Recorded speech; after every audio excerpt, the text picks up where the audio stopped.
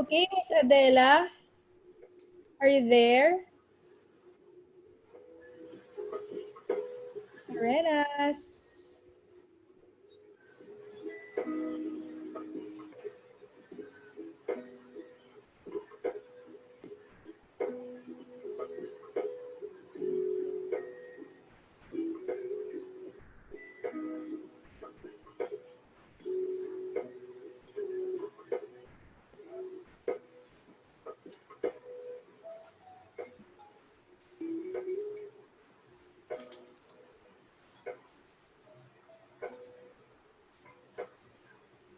Ayan, okay. So while we're waiting for Jana to prepare the slides, anyone can type their question na, or they can uh, unmute their mics to ask a question to our speakers.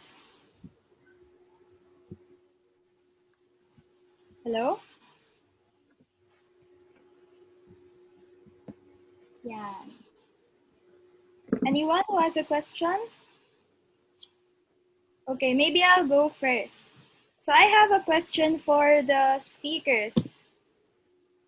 Okay, wait. Okay. Uh, Gia and Irish, can you please open your cameras?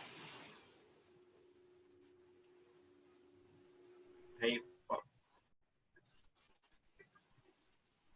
So my question is, how different is Science Innovation Expo from RIM? Since you're both, ano naman, pareho lang naman siya, di ba? Na it's both machines, yung products nyo. But how different are they? Let's start with Gio. Yan. I think they don't differ as much as we think they would. Pero sa tingin ko, they differ in some aspects na ang Science Innovation Expo ay pwedeng maging RIM, pero ang RIM ay hindi naman solely pwede maging Science Innovation Expo. So kapag sinali yung robotics and intelligent machines dun sa RIM, ang napapansin ko lang din po ay uh, mas improved at mas unique and efficient yung functions na dinadagdag.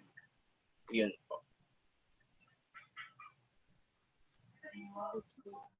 I think masyadong inclined yung question kay Science Innovation Expo, maybe Irish is okay to not answer na, no?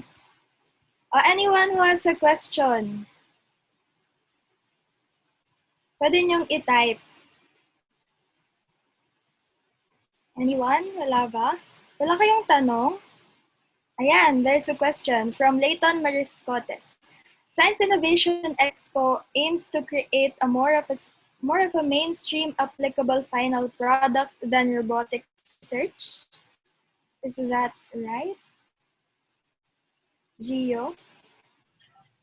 Yes, masasabi ko naman po, science innovation aims to create more of an applicable, hindi naman natin pwede sabihin na mainstream, final product than robotics research. Pero tulad nga ng sinabi ko po na ang Science Innovation Expo, ang product niya hindi lang pwede na maging robotics. So dapat kapag Science Innovation Expo, laging may product. And I think Science Innovation Expo kasi is inclined to showcase to different company na parang kukunin yung product mo to sponsor, di ba? Tama ba ako sa Science Innovation? Ganun, di ba? Yes Kasi po, ang alam ko, ang judges sa National Science Fair ay mga professionals na naghahanap ng products na pwede nilang sponsor. That's true po. Sa mga fairs po ng innovation, marami nga pong representatives ng mga brands naghahanap ng innovation na pwede lang sponsoran. So sa SIE dapat laging may product. Another question from Jillian Geraldine Jade Banaguas. How much will it cost if I join robotics? Miss Irish, maybe you can answer it.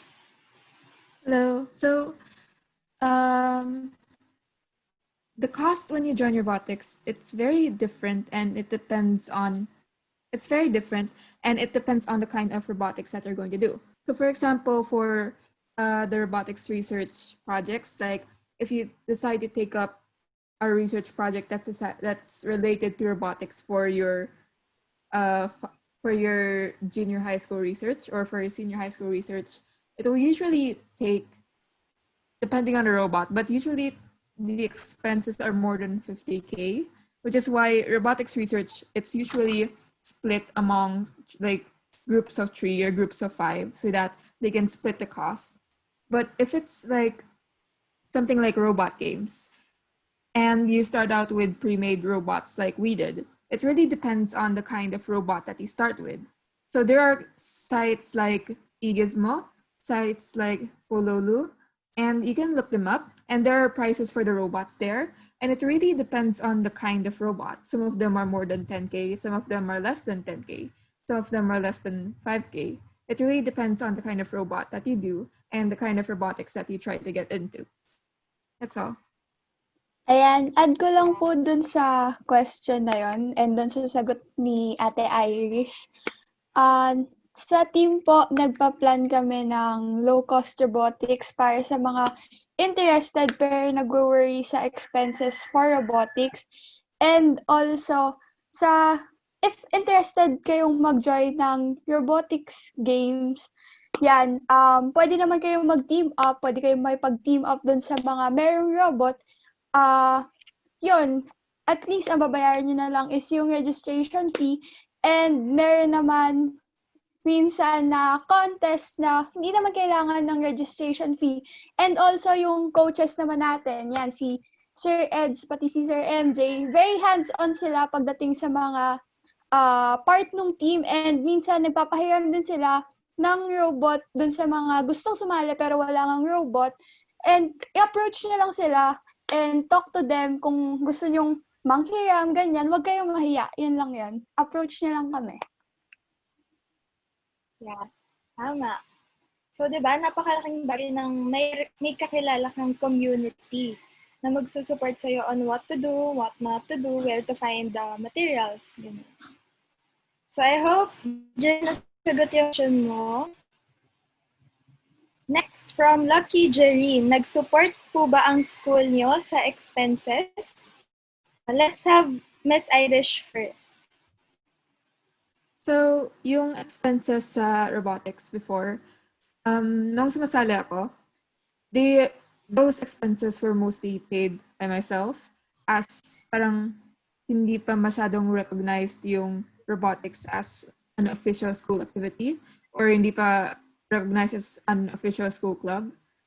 Pero ngayon na marami nang nagro-robotics, lalo na sa public high schools, hindi ko alam kasi depende rin sa school na pinagagalingan mo. In private schools, lalo na yung mga may robotics club na talaga, they are very supportive of robotics and they'll usually try to finance your competitions. But it really just depends on the school that you come from. Yeah. How about you, Gio? Yan. Yun nga po, yung gastos din po sa aming innovation device, were paid from our own pocket din po. Pero sa pagtaas naman po sa competitions, yung accommodation and other na kailangan doon sa events, pwede pong sponsoran kayo ng division office, regional office, and kapag mataas na talaga yung national office. Yeah. If kaya naman ng school, nagsusupport naman sila. Yan. Another question from Miko Castillejos. Irish, what can you say to those girls na nagdadalawang isip na sumali sa robotics dahil babae sila? So in a lot of fields na technology, for example, I'm in computer science right now. I'm incoming BSMS Computer Science. Yung section namin, 25 kami sa section. Tapos, dalawa lang yung babae sa amin. Tapos, may section rin kami na all boys sa computer science. So, medyo common nga sa technology fields na parang ang konti ng babae or parang ang tip ng gender ratio towards yung mga lalaki nga. Kaya nga medyo nadi-discourage minsan yung iba na sumali kasi parang viewed siya as a masculine sort of interest for some reason. Pero the fact na parang konti yung babae sa robotics and the fact na gusto ng isang babae na sumali sa robotics even though na parang medyo nakaka-discourage, it creates a it sort of encourages other girls to join rin. So, if someone is interested in robotics and medyo, yun nga, natakot sila kasi nga medyo tip yung gender ratio, it should be okay because they should be able to like motivate and support one another in joining these fields. And maybe if people join enough, maybe if people try to change the gender ratio more, if people eventually be hopefully less discouraged in joining these technology fields, one day the field will sort of be equal and hopefully we'll have more opportunities for women in technology. That's all. Thank you. Okay, so yan sa mga girls. Even I am on the category of robotics and intelligent machines. Kaya huwag kayong matatakot to explore, diba? Beyond what we can do. Yan. So, eto, Jan, are you there? Yes. Okay na? Yes, I'm here na. Oo, tama yun. Ako din sa robotics ako eh. And kahit na hindi ka masyadong maalam pa sa umpisa, basta may help naman ng mga consultants. Shoutout ko po kay Ma'am Jenny Lou. Ganun.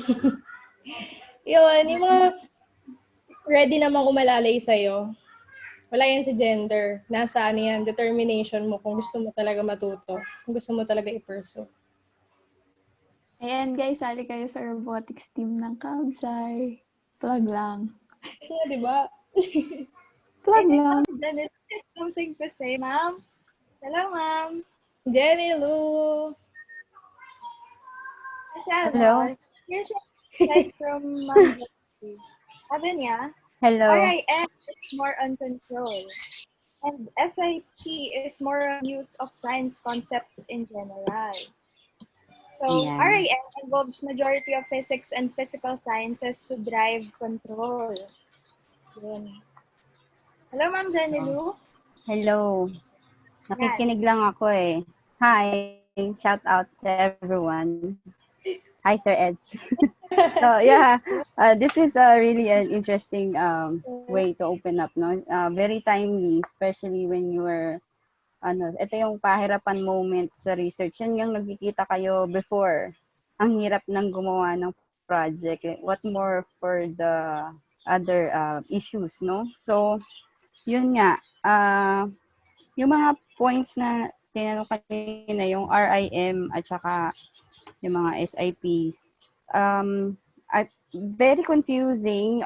The key to trying to find out saan ka ba talaga kasama. Are you going to be in the RIM or are you going to be in the other fields? You have to check, especially if you're targeting to join competitions. It's an edge to make sure that the judges feel na alam mo talaga kung saan category ka. Ang common mistake is you look at the categories in general, you forgot to look up the subcategories, no? So yung mga subcategories will drive the research din. So huwag kayong matakot na dive deeper, like super deep, tipong malulunod ka hanggang sa na-confuse ka na kung ano ba talagang category mo. But the more you dive deep into the project and the more you ask more people and don't limit yourself to asking limited resources. Kahit sino, kahit kanino, pwede kang magtanong until you come up with the final solution. So, yan. Especially kung babae ka, may edge. So, I encourage people. Kasi babae are more on the EQ side. I also like how boys then have the IQ side more majority. Hindi sila natatakot magtanong, hindi sila natatakot mag-try. So yung mga girls medyo reserved, and it's a good combination to have both. And tama sa Irish, meron talagang malaking gap between the gender equity and equality within the research, especially in the field of science. So, yan. Join na kayo. Just But Sir Ed. if you need a consultant or anyone to ask, Ma'am Jenny Lou is from STEMified Robotics Learning Center. Siya yung nagmamanage doon. Doon kami nag-consult ng aming research. And as you know, nakaabot kami ng Nationals Science Fair. With the help of our consultants, Ma'am Jenny Lou, and from our other companies.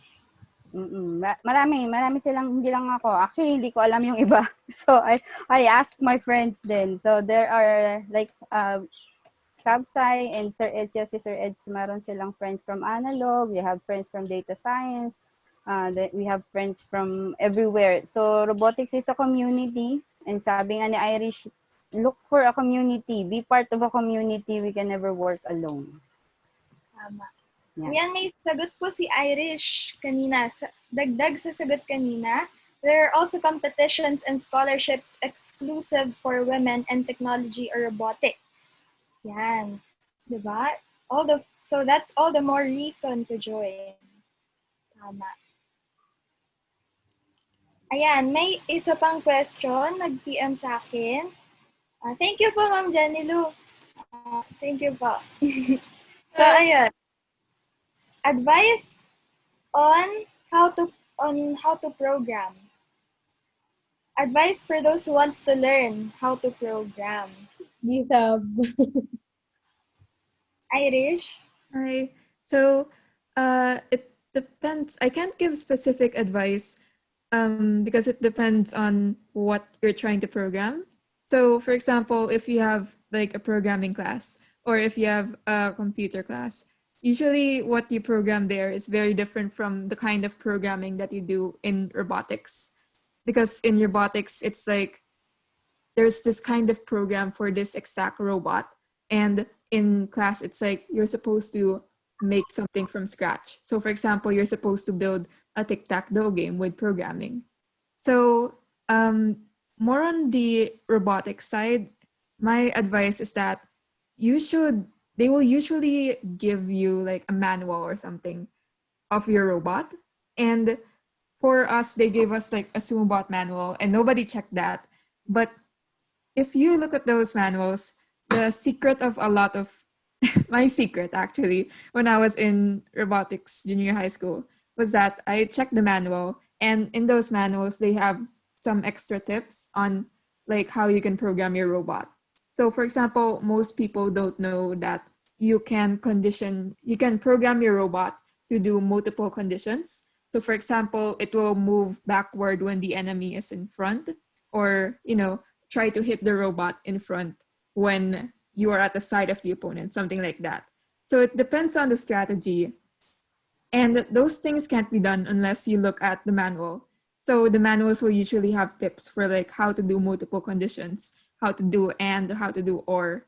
And it really just depends on the type of robot that you're doing. Gio, do you have anything to add to that? So sa akin naman po, hindi naman po ako inclined sa pag-code. So I can just say na learn the basics tulad ko dahil basics lang din naman yung alam ko, and work your way up from there.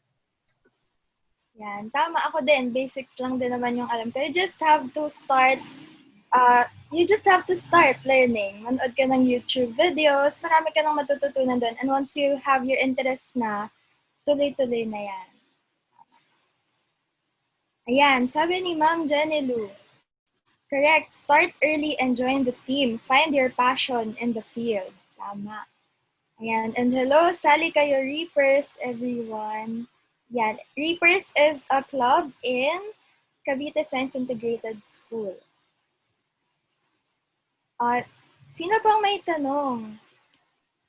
Ask na kayo. Minsan lang tayo nagkakaroon ng gantong expert na speakers, di ba? Ayan, from Leighton Mariscotes, going back as a beginner to robotics, what do you think are the things you should have done smarter? Miss Irish. Okay, so um, so the things that I talked about a while ago, they were mostly my mistakes when I was starting out. Like for example, joining competitions without knowing the rules or trying to join stuff without really understanding all of my robot yet. And I think my advice was to, well, understand the game that you're really going into and understand the competition first, especially if it's robot games or something, because the and in robot games and in a lot of robotics research competitions, the rules are kind of a bit different from each other and a bit same. So you might be disqualified for one small thing in this competition, but in the other competition, you might not be disqualified for that. So you really should know what you're going into. And the other is that if you're if you're trying out some new kind of robot, like for example, you're doing sumo bot or you're doing firefighting robot, you really should attend seminars or workshops from people who have already advice to give in that field, and hopefully you'll get one-on-one help on how to program these things because um, it's one thing to know how your robot works, and it's another thing to really understand how it works so that you can make new strategies and new tactics. And usually the kind of robots that you want to make are the ones that are a bit different in that you can manipulate this robot however you see fit. You can create new tactics, new strategies that nobody's used before, and those are usually the robots that will get very far. That's all. Thank you. Wala na ba, meron pa ba mag-add, Gio? Ikaw ba? Ay, wala na. Wala na. Meron pa bang magtatanong or any insights, or suggestions or comments about our topic? Wala na. Hello, Jana. Maybe we can proceed na. Wala na ba talaga? Wala na? Hello lang po ulit. Yan. Ayan, Hi. hello. Gusto ko lang po mag-thank you dun sa mga speakers natin kasi sobrang informative nung naging talk nila and ang dami kong natutunan mula dun sa shinare nilang experiences nila. And yun, parang nakaka-encourage din talaga na gumawa ng gumawa hanggat andun pa yung passion and yung desire, syempre. Thank you. Okay. Jana. Wala nang mag-a-add. Proceed na tayo. Sige. Thank you. Hey, sure kayo Minsan lang to. Wala nang hahabol Gusto mag-share ng mga natutunan. Wala na? Siya inyo naman, guys. Sige, proceed na tayo.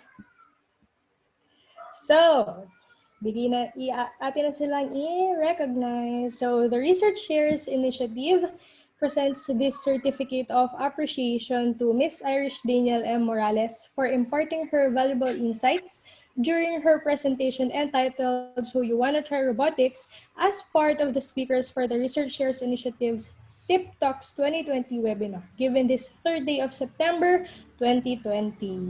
Thank you, Miss Irish.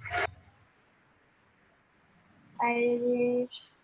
Thank you. Okay. Siyempre, yung ating ding second na outstanding na speaker, si Mr.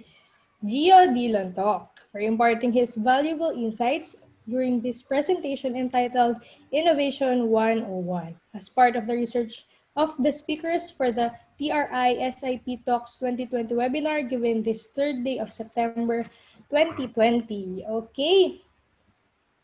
Thank you for joining our SIP Talks Day 3. So, visit this link for the evaluation form.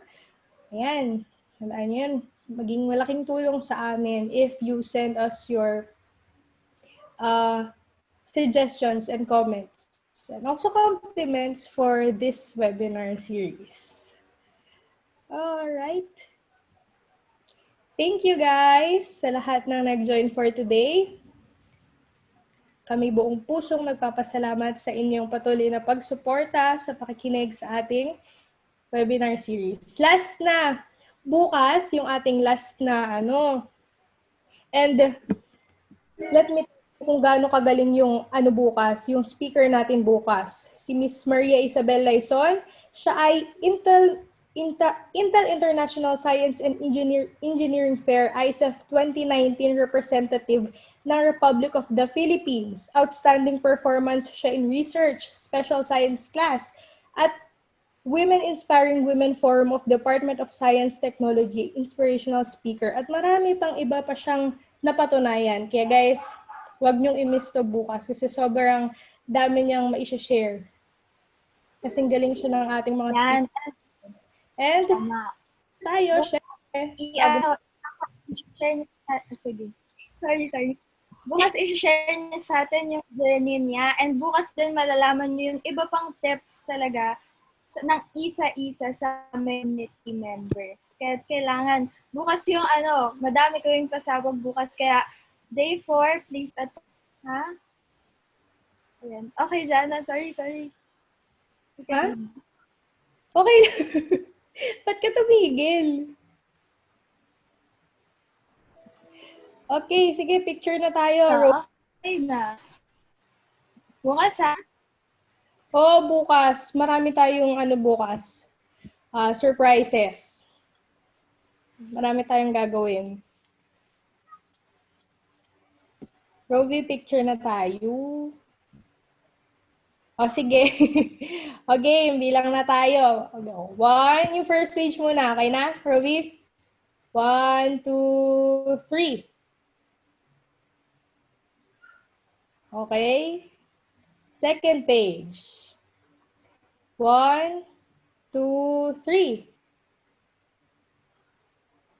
May third page ba tayo? Third page. 1, 2, 3. Okay, last page. Fourth page. 1, 2, 3. All right. Thank you, guys. Sana we hope na nag-enjoy kayo as much as we did. Kasi kahit kami, surreal yung namin sa speakers ngayon. Kakaiba sila, the best. So, bukas, sana makita ulit namin kayo. See you tomorrow. There are more tips to come. Shoutout ulit kay Layton. What? Committee members, please stay.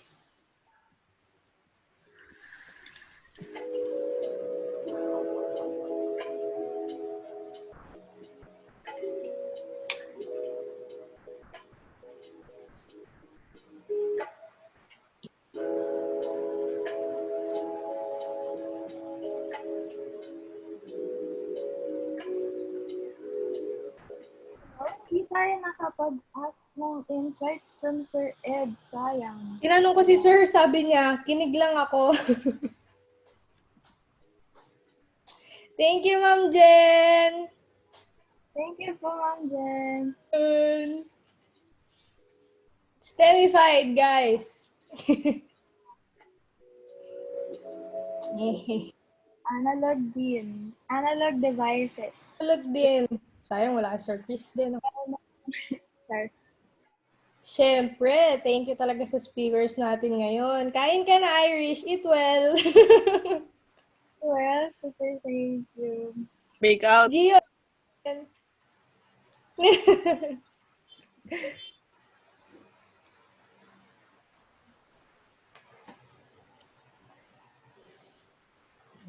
Bye, ma'am. God bless.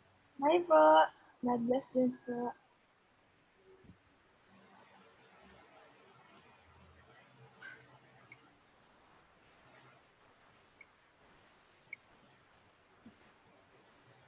Ayan, tayo-tayo na lang ata, friend.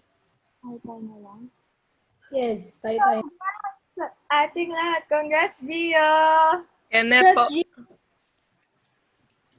pa-open na daw ng evaluation form. Kasi di ba finlash kanina, tapos sarado pa.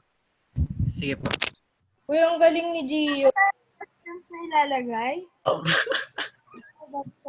Gio, kahit na nagkaroon tayo ng komosyon doon. Galing mo dun sa part na yun. Ang galing man.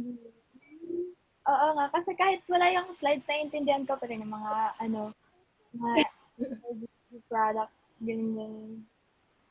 Sayang yung PPT. Pinagpiyatan ko.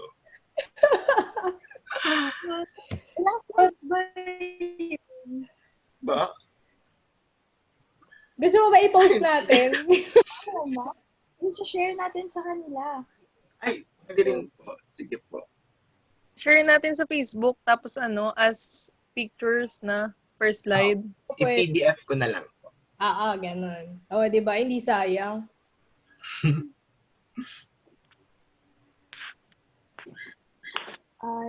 Congrats din kay Jana. Bakit? Galing-galing. Rosie, ikaw Sige, Jana. Char. Pinasa. Ano si Nicole? Ba't natahimik ni Nicole? Hindi ako sanay. Sabi ni Miko, di ba? On ng, si Nicole, ng sound. Hello. Huwag mo sabihin natulog ka, par. Nabanggit mo ako. Bingit kasi ako.